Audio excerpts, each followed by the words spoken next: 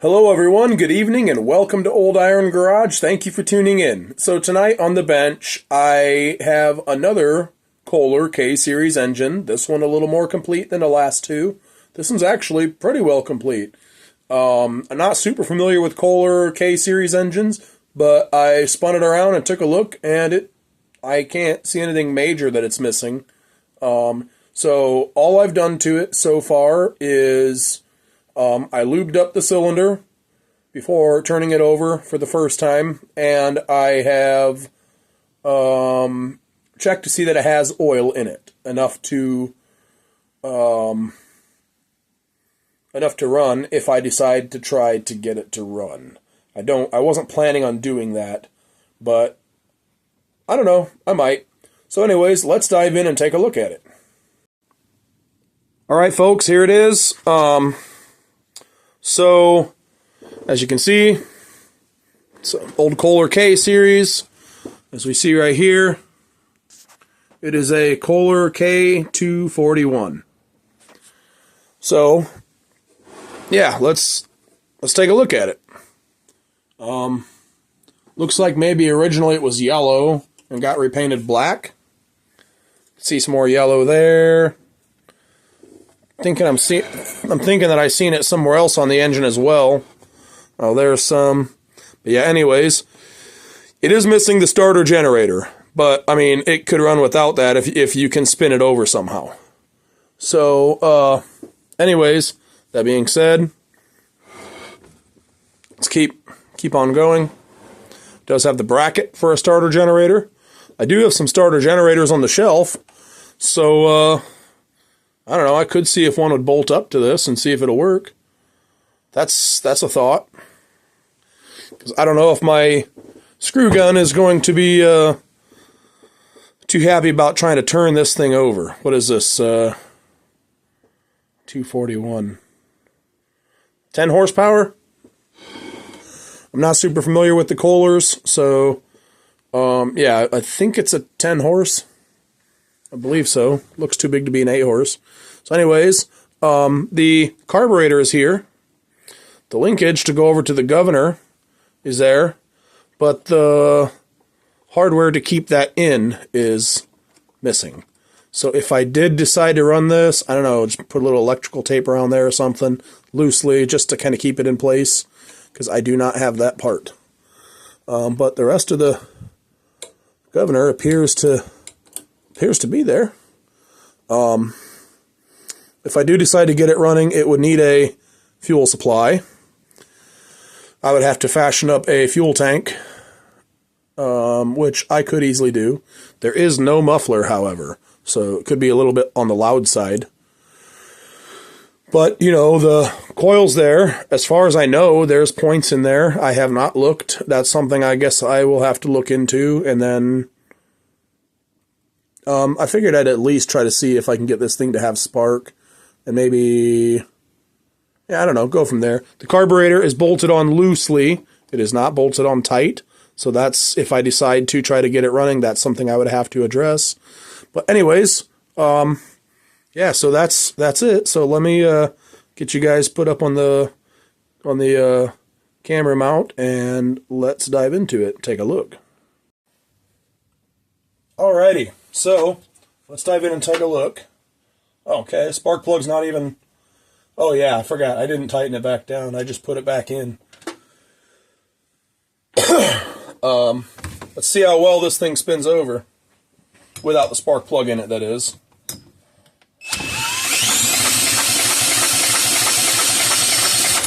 Spins.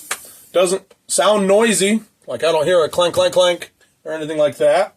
So, next thing I'm going to do is probably, I'm just curious to see what the bore looks like. I might take these head bolts out, and then we can take a look at the bore.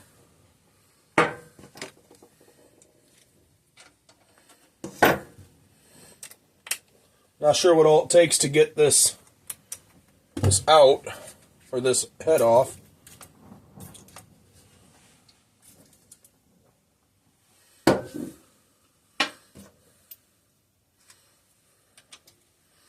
See if we can get these out without snapping them off.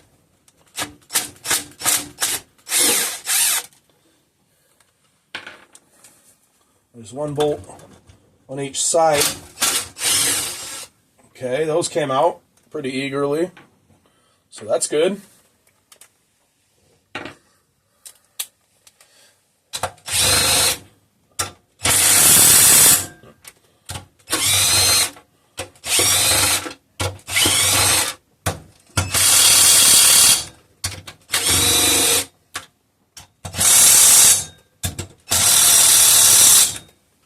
Alright, well, a few of these, I'm going to have to break them loose with a ratchet. Hopefully when I break them loose, they don't actually break. That's not feeling very promising.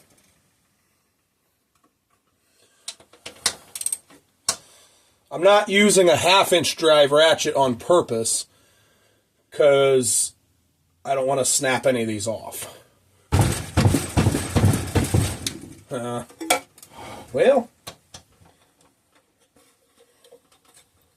man, these suckers are tight.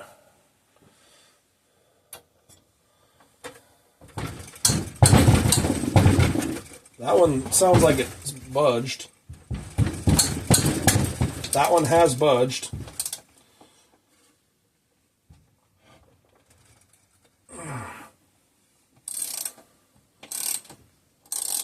That one is coming loose. Jeez. I'm a little bit scared. I'm supposed to have a guy. This is the main engine a guy's coming to look at tomorrow, so I'm wondering if I should be trying to take these out. Okay, that one will come loose. Ugh. I just wish this thing wouldn't move on me. That one will come loose. I just need this one to come loose. Okay, I think that one broke loose.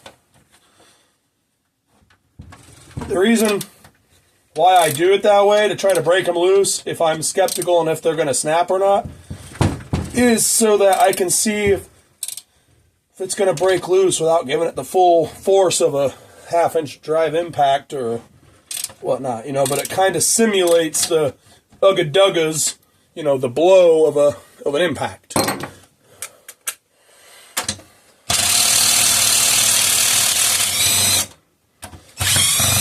I will lube up the threads of these bolts before they go back in.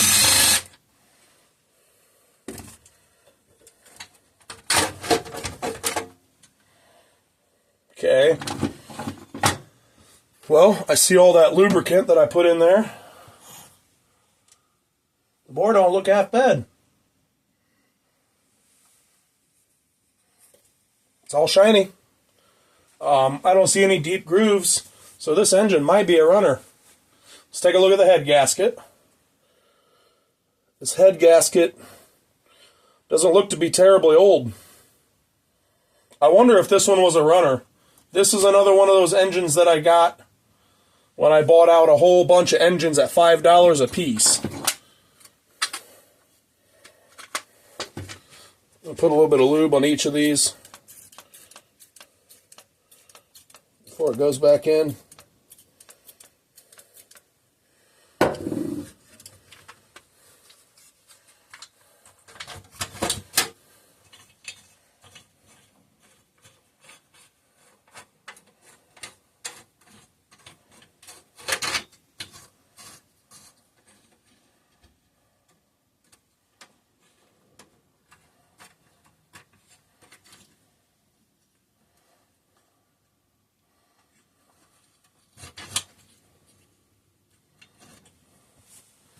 I'm going to send all these home.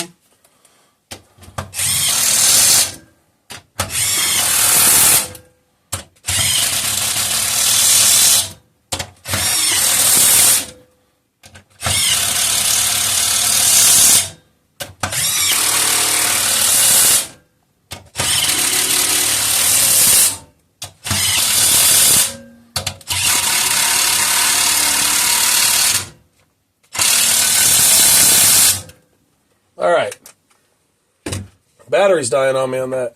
It cut out there at the end. Now I'm going to go around. I'm going to kind of give this thing a bit of a half bear hug and just go around, make sure they're all snugged up. Because I'm hoping to have good compression.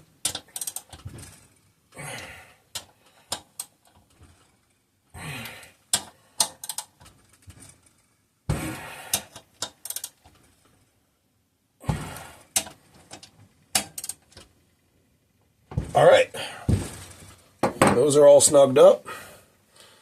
I'm gonna put a little bit of lube on these threads since we're going into an aluminum head.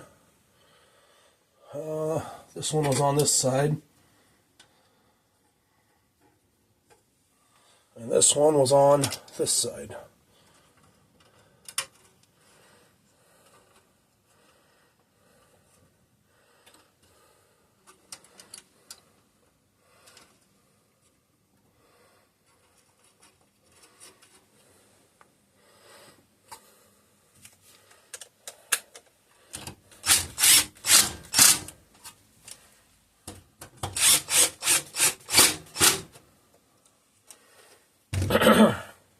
Alrighty, I'm going to wipe up our mess on the bench, because I did actually, before I started, I did actually spray some penetrating fluid on whatever this is here on the output shaft. There's a locking collar here, but then there's this thing, looks like it used to be, almost looks like the inner race of a ball bearing. Don't know what it is or what it was from, but I'm sure the next owner would like to get it off if I don't take it off myself. So now this engine is not going to see any spark without the help of a battery, because it is set up with a coil, like an automotive style coil over there. So just going to cinch that up. So there's no point in testing for spark right now. I do not have a battery in here. But I want to see if my drill will turn this over with the spark plug in.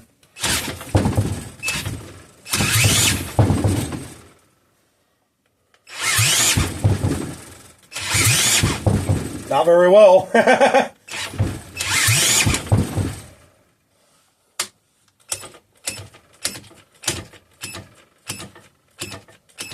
Come on. See if I can get it to just the right spot and high speed, if it will. Nope, it won't even think about it. Maybe if it had a completely fresh battery, but yeah, I don't have a fresh battery here at the moment. I will throw this one that was about dead on the charger. Maybe by the time I'm ready to see if this thing will pop off, maybe it'll go on the screw gun. Maybe it'll spin over with the screw gun. I don't know.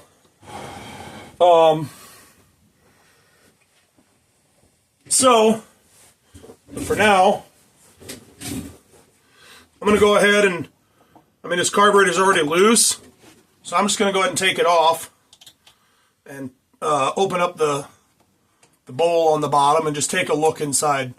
I don't really have any much intention of tearing this carburetor apart and cleaning it. And I might get a little over ambitious and go ahead and do that. I don't know. We'll see.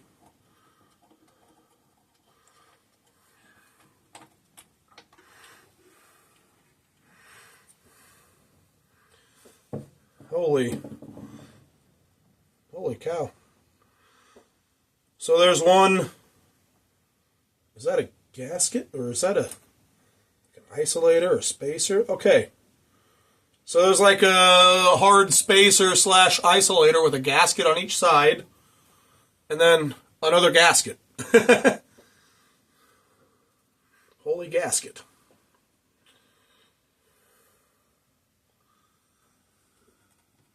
And that's just the block there. There's no gasket there. I do see that part of the gasket on that side did tear off, which the damage was already done when I got to it, because this was already floppy and loose in there. So, but it is stuck to the block there. So, putting this back on, just in case I decide to try to run it, I will probably go ahead and put a little goop on this side where the gasket's torn, or that whole side, but the side that the gasket is torn, I will probably put a little bit of goop on there to try to help it along.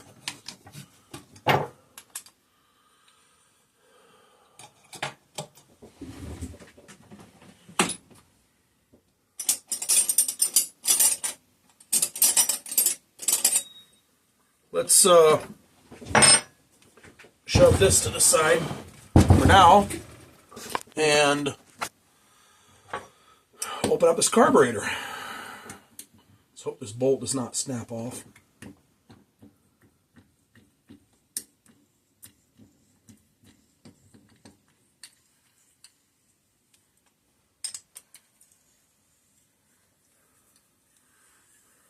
The bolt's a little stiff coming out, so I don't have high hopes.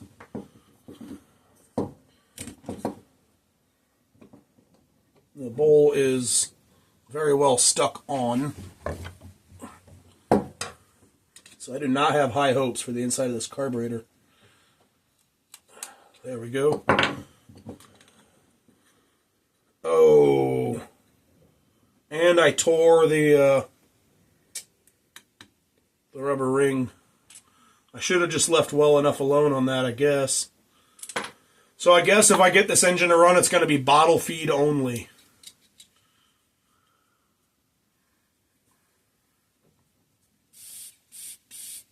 Needle and seat are good, at least.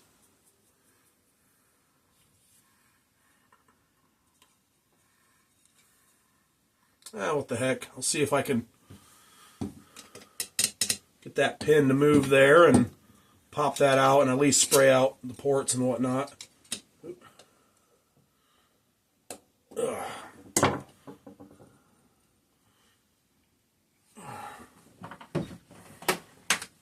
May as well.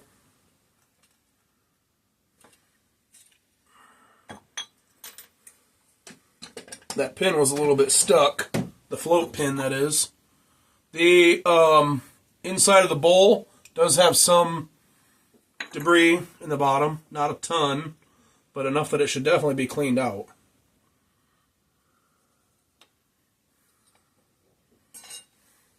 There is some debris in the carburetor. If I turn it, maybe you can see it move. Yeah. I'm just going to blow that out. And there's a little bit of debris here I'm going to take off with my fingers down around here. Just to kind of clean it up a little bit. I'm not going to, throw this in the cleaning solution. Honestly, it doesn't really look like it really needs it just to run. I'm sure it could probably use a good thorough cleaning, but I'm not trying to throw this on a tractor or anything, so.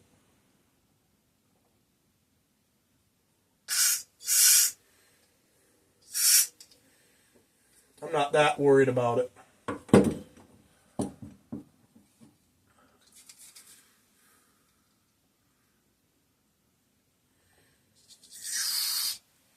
Okay, so I do have fuel flowing up through the main jet. And that's free as well. What's this?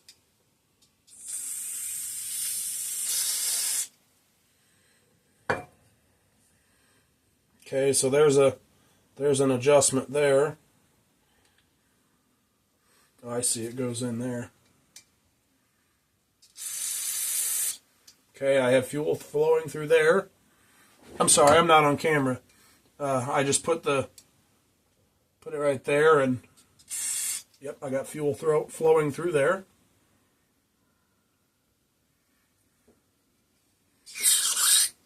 That's clear.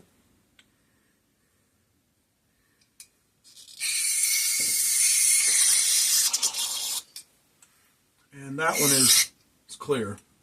Good.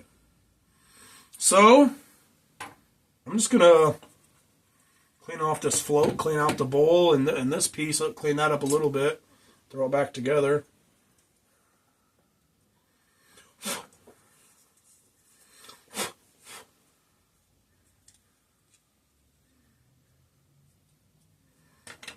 I'm going to try to leave the tip of the needle alone because it was working as desired. I'm just going to try to clean some of the crustiness off the side of it. But the last thing I want to do is if the tip of the needle does seat and seal fine, since I'm not really trying to do a full rebuild, I don't want to mess that up. So I'm going to try not to tamper with that too much.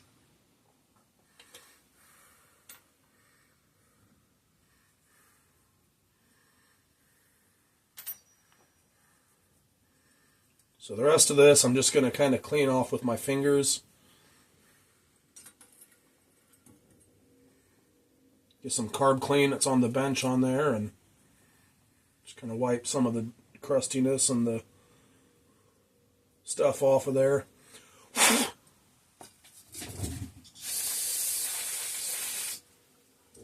That's good enough for me. For no more than I'm doing here.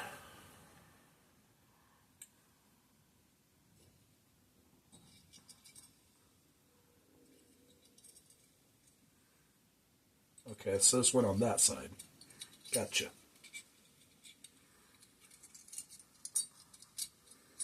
Or did it? No, it didn't.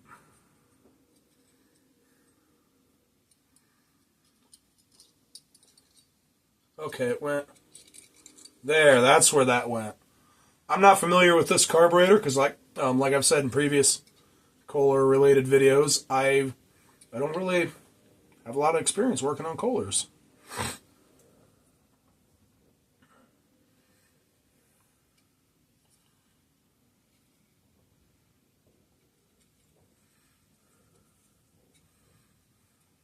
But after this, I may have a little more experience.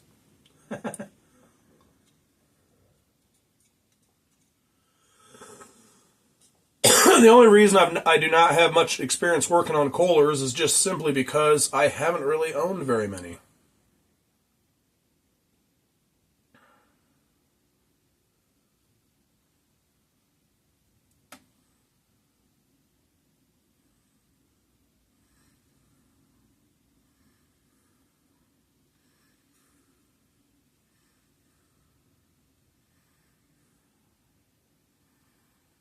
Okay, so I am, just in case I do decide to try to run this off of a fuel supply, I'm going to do something that I would not normally do.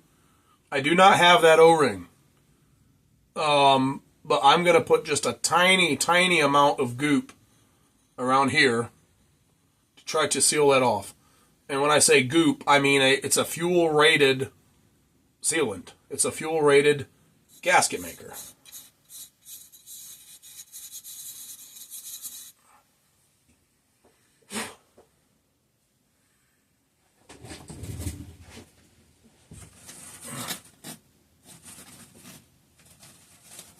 Come here, you. Oh, wait.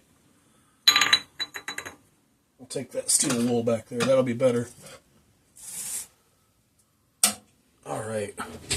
I'm just wanting to carefully go in here and kind of clean out that junk in the bottom of the bowl, at least most of it, the worst of it, without disturbing what's remaining of the O-ring.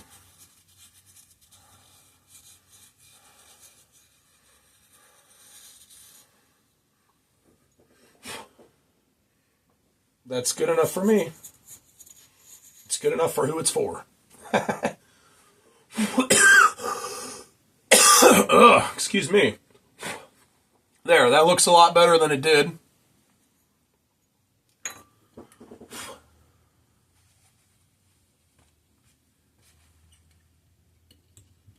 So, now, I need, there's a sealant that I've used in some previous videos.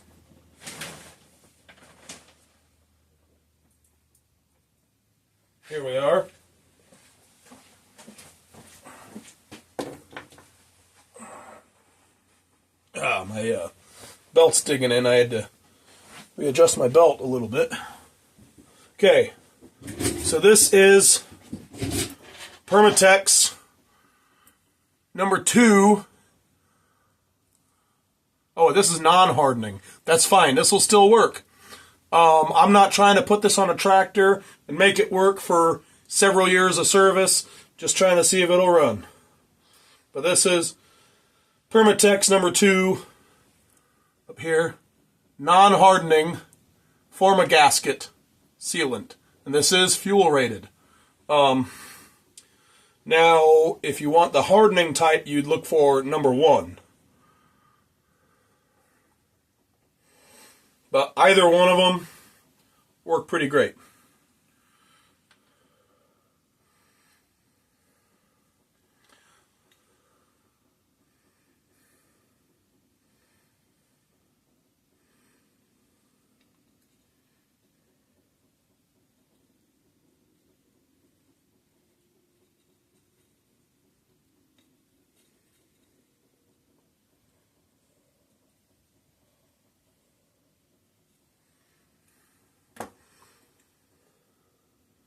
So I'm trying to, part of this, what's remaining of this O-ring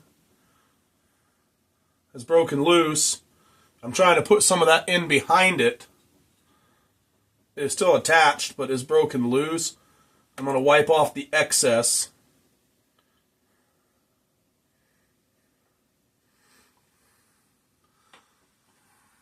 So that's done. Now, I'm going to go around here, around the inside of here. I'm going to put just a little bit on there. Spread it around with my fingers.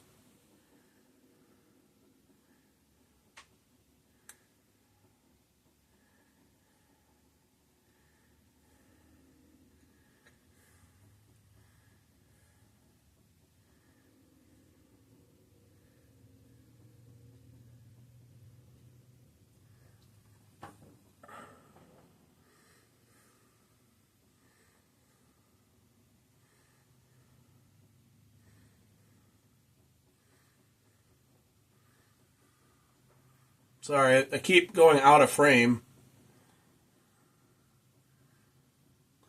I don't intend to. I'm just bad about that tonight, I guess. So I'm going to make sure I got a nice smear of it on there.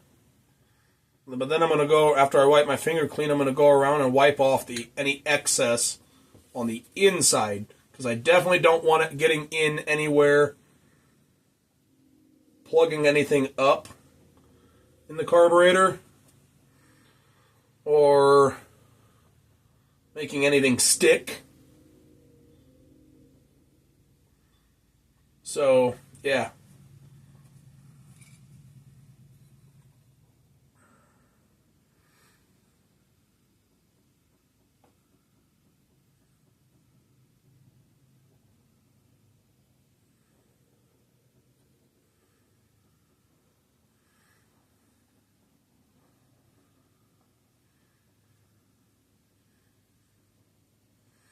Alright, now I have to line up. This is going to be very difficult because I have that all covered in goop, but I have to line up the broken ends of that O-ring. There we go, just like that.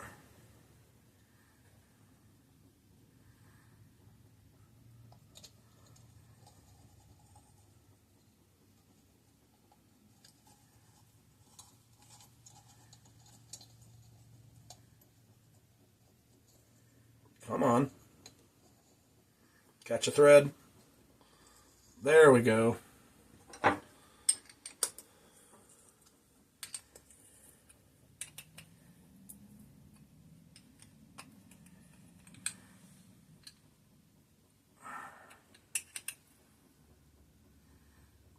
You don't want to strip that out down there, so don't over-tighten it. Now, we're going to seal this off. So I have some lubricant coming out of here, but I don't really want that to be on the sealing surface. So I'll wipe that off and clean that. Hey, I got some of that sealant on my thumb, and the rag stuck to my thumb. All right, now where is, okay, this side. This side is the side I'm going to be putting that sealant on.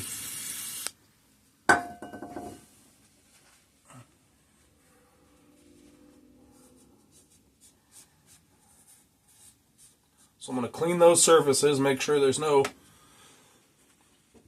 kind of oil or anything on them, at least not, real wet with oil.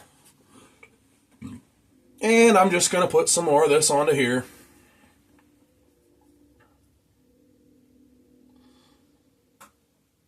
Not very much, just a real thin layer, really thin layer. Then I'm going to go around with my finger and spread it all around to ensure a good seal.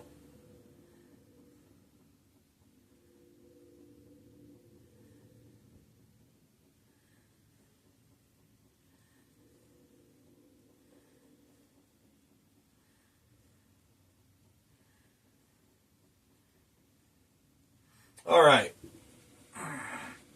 that's on there. So now I'm just going to stick this in place. With that sealant on there, it will stick in place nicely.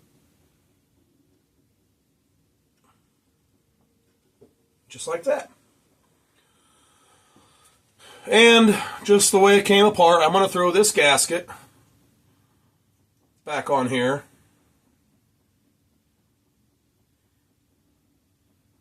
Actually, you know what?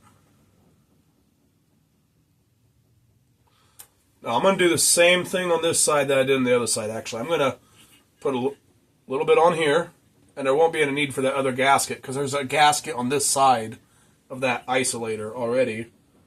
So, but just to ensure, just in case this carburetor's warped or something, I'm going to rule that out by putting some sealant on here.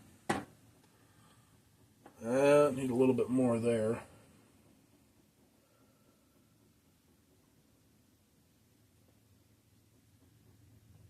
There we go.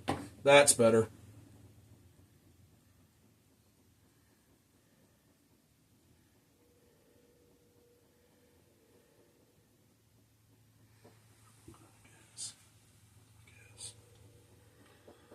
Oh.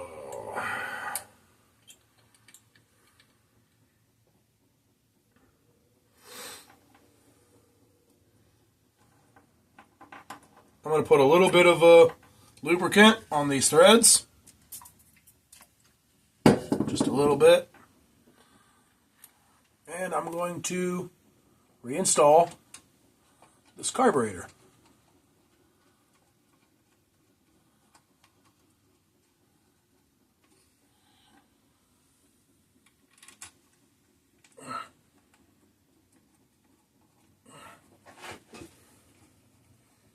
The reason I put the lubricant on those threads is to ensure that they go in nice and easy, finger tight, but also in hopes that they come out easy for the next person.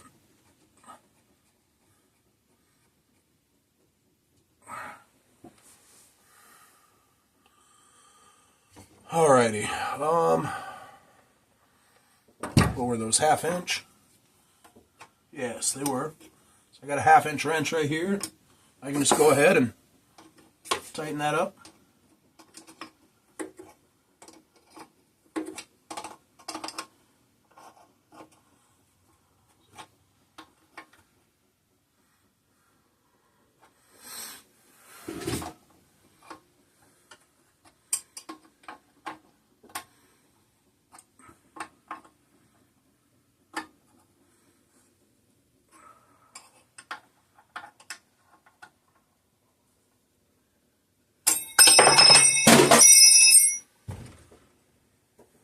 That's nice. Alright, so off camera, I found my wrench. And then I went ahead and finished tightening up that bolt. Now let's continue. So, next order of business, let's see if there is points inside this points cover. Now, if you watched my last two videos, let's see, it was 2 videos ago, there was a incomplete Kohler K series engine that was seized up and the cylinder was rusted. I worked on busting it, the piston loose, and tore it down, honed the cylinder to see what it looked like, yada yada yada. Basically just getting it ready to sell as a rebuildable block for the most part, with a couple of good parts. There was a set of points on there. They're a little crusty, but if need be, if I do decide to see if this will get spark and see if it'll run, if there's no points in here, I could check to see if those are any good and try them. But let's not get ahead of ourselves. Let's just see if these are here.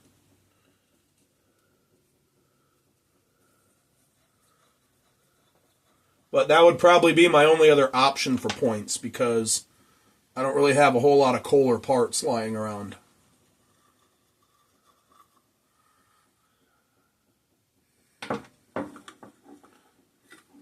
And there we have it. There is a set of points in here.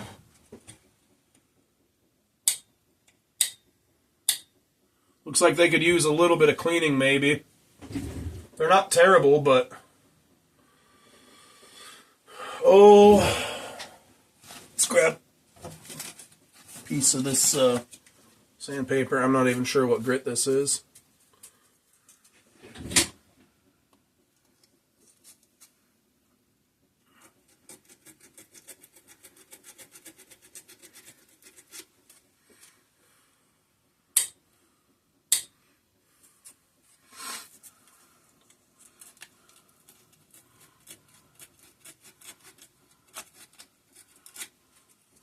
Now, a trick that I seen on somebody else's YouTube channel, run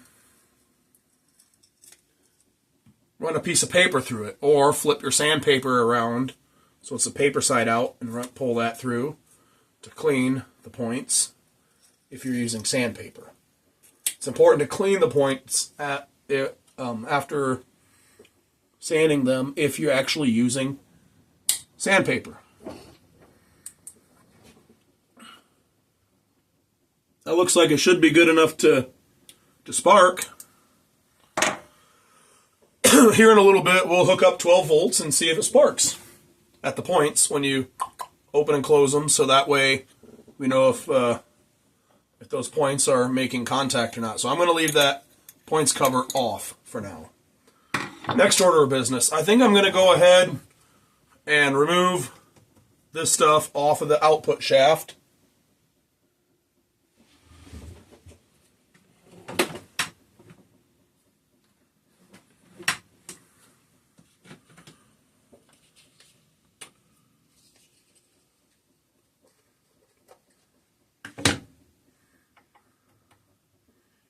Okay, so that's already loose.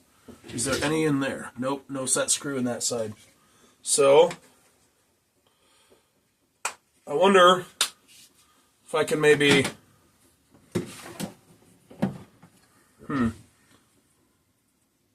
There's no way this is going to come off by hand. Not a chance. I was just wondering if there's a way I could get away without using a puller. But I feel like I'm just going to have to use a puller.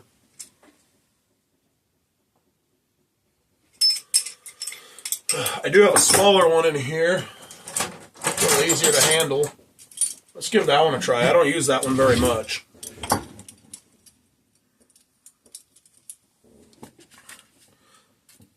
I haven't used this one in quite a while, so I'm going to give it a little bit of lube.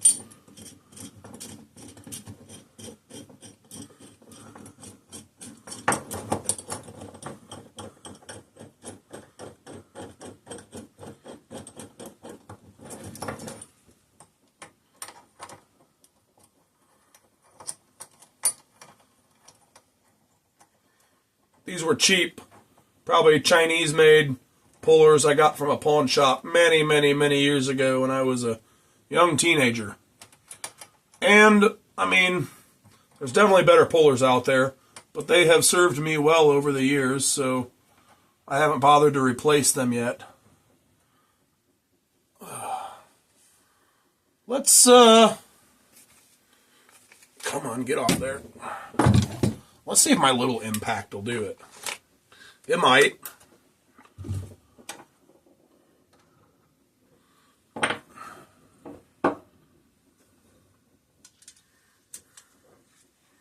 It's probably, I'm sure it's metric. What I have here is standard.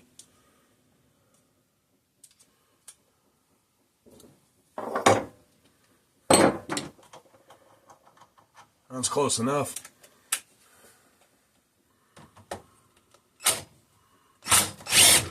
Hey, what do you know? The little impact did it. The little impact that could. I love that thing. If you've watched many of my videos, I don't even need to tell you where I got that thing. You know, if you shop at Harbor Freight, you already know Hercules from Harbor Freight. I am very happy with the Hercules line of tools, as well as the Earthquake XT line of tools. I don't know if they still have Earthquake XT or not. I have two of the Earthquake XT tools. My preferred power tools are cordless tools would be the man, I really don't know what that's for. Strange. My preferred ones would be Hercules.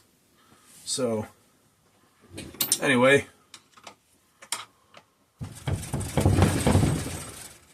Let's see if we can get that key out. Because if I do get this thing running, last thing I want is for that thing to go flying.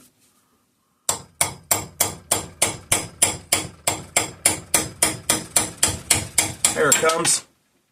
Perfect. It stayed on the bench. I don't have to go hunting for it. I'm going to put that in my spare parts.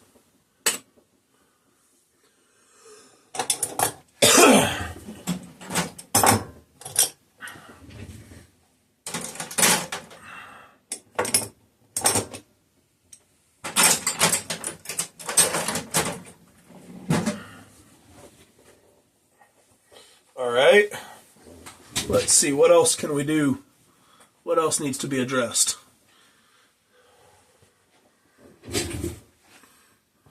Anything?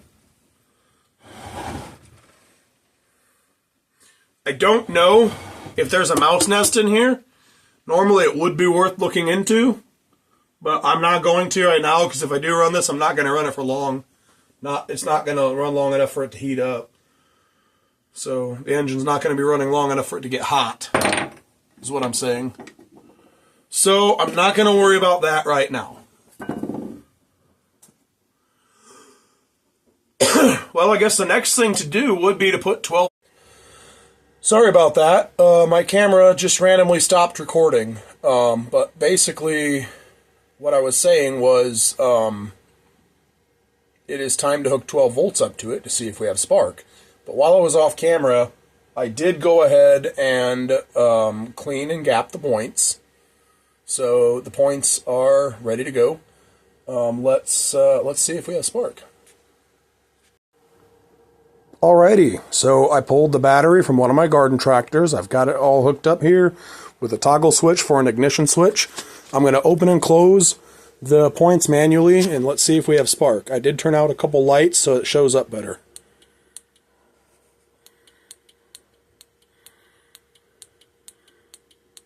There you have it. We have spark. Alright guys, I'm actually going to cut this video here because I'm afraid this video is going to be too long if I don't. So I'm going to make this a two-part video. So thank you for tuning in. I hope you enjoyed this video. And if you did, please hit that thumbs up button and please hit that subscribe button if you have not yet to see more videos like this in the future. And make sure you look for part 2 of this video to see if this engine will run or not. Alright guys, Thanks again, and I will see you in the next one. Bye.